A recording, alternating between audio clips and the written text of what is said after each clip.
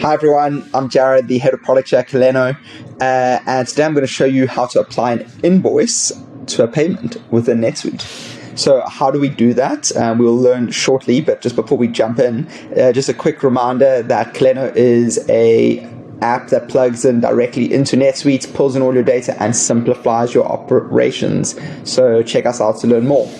Now, when we jump into NetSuite, keep in mind, it might look a little bit different. One thing to remember is every NetSuite is laid out and configured slightly different.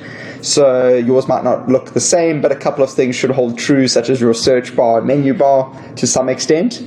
Your menu bar might have slightly different wording, but the core principles should be there. Now, for a payment, you can either look directly for that specific payment that you want, and by searching for it over here.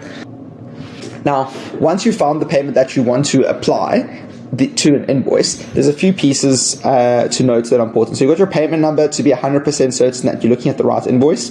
We can see this payment is a mixture of applied and unapplied. So applied means we've linked a value, so in this case 14,260, to the invoice. The unapplied means the balance remaining. So the payment was obviously for like 24,000 or so. We've applied 14,000, we've got 10,000 unapplied.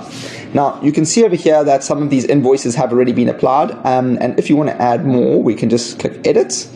Once it loads over here, you can see that, there's this invoice over here. I'm just going to go give this a ticky over here.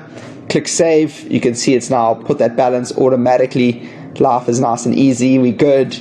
I'm going to click OK over there because I'm out of my range. And you're A for away. Now your payment has been applied to the correct invoice. And keen to learn more? Just check out the rest of our video.